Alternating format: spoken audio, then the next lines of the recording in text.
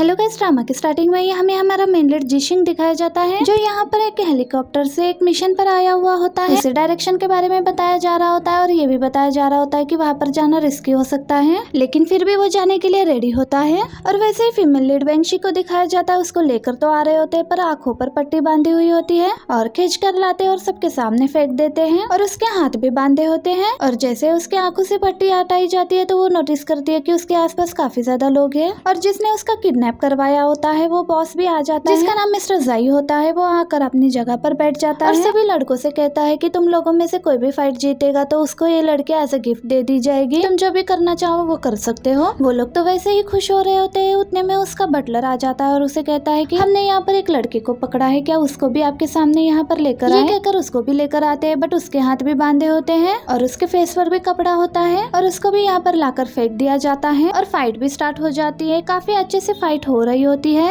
और उनमें से एक लड़का फाइट जीत भी जाता है, जो सेम टू सेम पकड़े हुए लड़के जैसे ही कपड़े पहने होते हैं। वो जीतने के बाद काफी खुश हो रहा होता है कि मुझे मेरा प्राइज मिलेगा और वो भी एक लड़की। और उतने में ही जिचिंग खड़ा हो जाता है और अपने हाथों को भी खोल लेता है और अपने फेस पर लगे हुए कपड़े को भी निकाल देता है और वो भी सबसे पहले उठते के साथ वेंशी की तरफ देखता है और वेंशी को देखकर उस जीते हुए लड़के के साथ फाइट स्टार्ट कर देता है। दोनों ही काफी अच्छे से फाइट करते हैं क्योंकि फाइटिंग में दोनों ही काफी अच्छे होते हैं। दोनों एक दूसरे को इतना ज्यादा मारने के बाद फाइनली जिशिंग जीत जाता है और जिशिंग जीतने के बाद मिस्टर जाई से कहता है कि मेरा प्राइज मुझे दे दो। मिस्टर जाई कहते हैं कि जो पैसे वाली बात है वो मैं तुम्हें बाद में दे दूंगा, क्या उससे पहले मैं तुम्हारे लिए रूम रेडी करवा दूं और तुम्हें वहाँ पर ये लड़की मिलेगी। ये सुनकर जिशिंग कह देता है कि हाँ ये ठीक रहेगा और उसको भी इस बात से कोई प्रॉब्लम नहीं होता और ये भी वेंशी के पास जाकर अपना हाथ आगे बढ़ाता है और वेंशी बस उसके हाथ को देखी जा रही होती है और उसे देखी जा रही होती है क्योंकि उसको यहाँ पर आने से कुछ देर पहले का टाइम याद आ जाता है। ये यहाँ पर पहुंच तो गई होती है लेकिन एक लड़की खतरे में होती है, ये उसकी मदद करने लगती है, उसे बचाने के लिए उसे रिलैक्स करती है। वो लड़की से पूछती है कि क्या तुम भी लोकल चाइना से हो, तो वो कहती है कि हाँ मैं भी चाइना से हूँ। ये अभी उसे कहती है कि तुम्हें कुछ नहीं होगा, मैं अभी पुलिस को कॉल करती हूँ और ये पुलिस को कॉल करने वाली होती है तो ये लड़की उसके हाथ से मोबाइल पकड़ लेती है तो ये समझ जाती है कि ये उन्हीं में से एक है और वो उसे कहती है कि मुझे एक लड़की चाहिए थी और वो मुझे मिल गई। और उतने में ही जिशिंग को पकड़ने के लिए लोग आते हैं और उसे पकड़ते के साथ ही उसे इंजेक्शन लगा देते हैं। अब यहाँ पर उसे समझ में नहीं आता है कि उस लड़की ने भी मुझे हाथ दिया था, अब इसका हाथ मुझे कहाँ तक ले जाएगा। यही सब सोचते हुए अपना हाथ उसके हाथ के पास कर देती है और वो इसका हाथ पकड़कर इसे खड़ा नहीं करता बल्कि डायरेक्ट अपने कंधे पे फेंक कर उसे लेकर जाता है। अब ये भी चिल्लाने लग जाती है कि डेविल मुझे छोड़ दो, पर वो तो नहीं छोड़ रहा होता।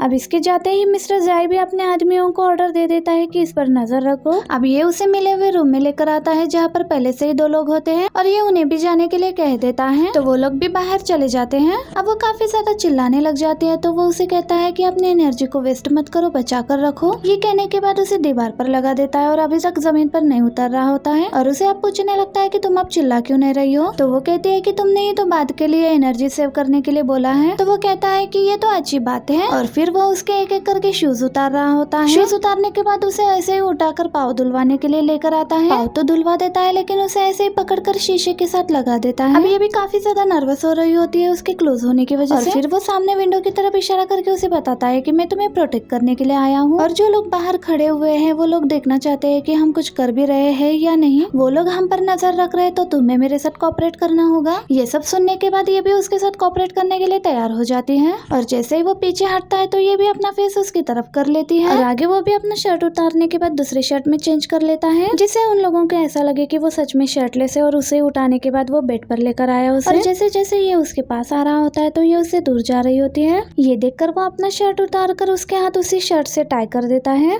और उसके बाद वो जैसे उससे दूर हो रहा होता है तो जो 2 लोग बाहर से बैठकर इन लोगों को देख रहे होते हैं वो भी इनको ऐसे देखकर यकीन कर लेते हैं कि अब हमें चलना चाहिए, हम भी जाकर मसाज करवाते हैं। ये सोचकर वो लोग भी चले जाते हैं। वेंशी उसे रोकते हुए कहने लगते हैं कि वो लोग चले गए हैं तो अब तुम्हें भी रुक जाना चाहिए। तो वो भी इसके लगे हुए चोट पर मेडिसिन लगाने लगता है तो ये उसे कहती है कि अब तो मुझे खोल दो और ये उसे खोल भी देता है और इसके जाने के बाद ये अपने आप को खुद ही मेडिसिन भी लगाने लगती है। तो ये उसे पूछने लगती है कि तुम ऐसा क्यों कर रहे हो, मेरी वजह से तुम क्यों अपनी जान दांव पर लगा रहे हो। तो वो उसे कहता है कि मुझे बस मिशन मिला है, मैं तुम्हें प्रोटेक्ट करके यहाँ से ले जाऊंगा और बस सिर्फ तुम्हें मेरा पूरा साथ देना होगा। ये कहकर खुद ही उसके पास आने लगता है और उसे शूज पहनाने लगता है। वही बॉस मिस्टर जय दिखाई देते हैं जो गन देख रहे होते हैं और कहने लगते हैं कि गन बहुत अच्छी है।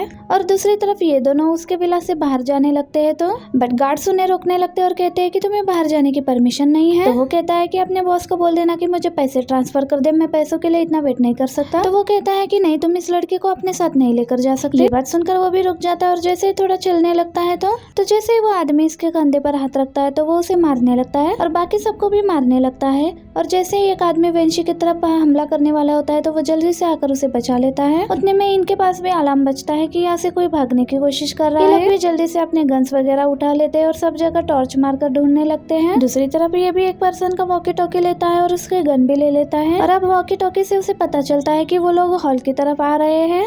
ये सुनते के साथ ही वो उसे अपने साथ लेकर चलता है और ग्राउंड फ्लोर वाली लाइब्रेरी में आ जाता है और उसे फिर कहता है कि तुम्हें बिल्कुल भी नहीं डरना है, बस ये वॉकी टॉकी अपने पास रखो। और फिर उसे कहता है कि मैं तुम्हें बचा लूंगा, तुम्हें बिल्कुल भी डरने की जरूरत नहीं है, मैं तुम्हें बचा लूंगा। ये कहकर वो वहाँ से जाने लगता है पर वो काफी रो रही होती है। उसे यही लगता है कि उसे यहाँ पर कुछ हो जाएगा पर वो उसके फेस पर हाथ रखते हुए कहता है कि परेशान बिल्कुल भी नहीं होना। उतने में ये लोग भी यहाँ पर पहुँच जाते हैं तो ये भी उससे दूर हो जाता है और वो जैसे ही ढूंढते ढूंढते वेंशी की तरफ आने लगते हैं तो वॉकी टॉकी से आवाजें आने लगती है और वो जल्दी से उसे बंद कर देती है और उन लोगों को उसका यहाँ होने का एहसास हो जाता है और इसी बात का फायदा उठाते हुए जल्दी से वीचिंग उन पर हमला कर देता है और दोनों को वहीं पर मार देता है। बट वेंशी अभी तक वहीं पर बैठी हुई थी। उतने में उनके और भी लोग वहाँ पर आ जाते हैं। अब वो लोग इनकी तरफ गन वगैरह चला रहे होते हैं और ये भी एक जगह पर छुपा होता है। अब ये दोनों एक दूसरे के आमने सामने तो होते हैं बट एक दूसरे के पास नहीं होते। तो ये उसे इशारे से कहती है कि मैं तुम्हारे पास आ जाती हूँ। तो वो उसे कहता है कि अभी मत आना।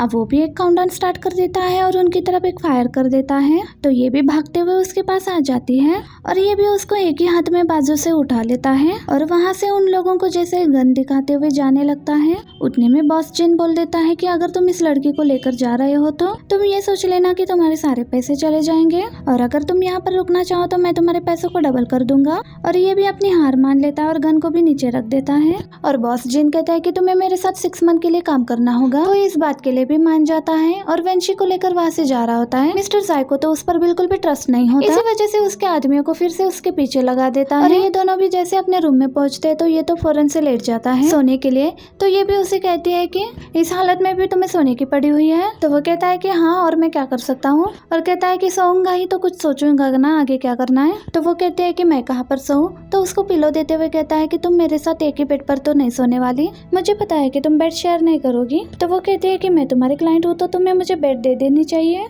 बट वो तो इस बात पर कुछ भी नहीं बोलता। ये देखकर वो भी जाकर सोफे पर लेट जाती है बट उसे नींद नहीं आ रही होती है। तो ये भी सोफे पे आकर रिचिंग के पास बैठकर उसे बड़े प्यार से देख रही होती है क्योंकि वो सोते हुए उसे काफी अच्छा लग रहा था। और वो एकदम से आंखें खोल देता है और उसे कहता है कि तुम्हें नींद नहीं आ रही है ना, चलो कुछ और करता हूँ। ये सुनते ही वो उठकर जाने वाली होती है तो वो उसका हाथ पकड़कर उसे बेड पर लिटा देता है और जबरदस्ती किस भी करने लगता है और ये भी उसे अपने से दूर भी करने लगती है। और जब वो दूर नहीं हो रहा होता है तो उसे एक थप्पड़ लगा देती है। और यहीं पर हमारा ये पार्ट भी एंड हो जाता है। वीडियो अच्छी लगी तो वीडियो को ज्यादा से ज्यादा लाइक करना और अपने दोस्तों के साथ भी शेयर करना और सब्सक्राइब करना ना भूलिएगा ताकि मैं इसका नेक्स्ट पार्ट आपके लिए जल्द से जल्द लेकर आ सकूं। Till then keep watching, thank you, bye bye.